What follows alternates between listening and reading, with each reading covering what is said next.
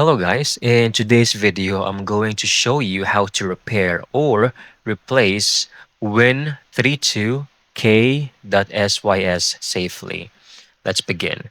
So we can do this really easily in less than a minute. Go to your Windows Start button, click on that, type cmd, command prompt, make sure to run as the admin, and then click yes. Another window will pop up.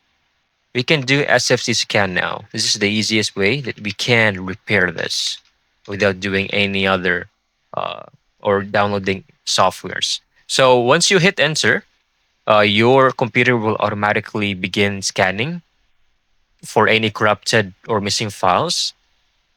Once it has hit 100%, it will report to you that it has successfully found and fixed these corrupted files.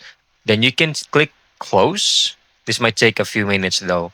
Refresh, restart your computer, and you're done. You successfully repaired this file on your PC. I hope you found this video very helpful.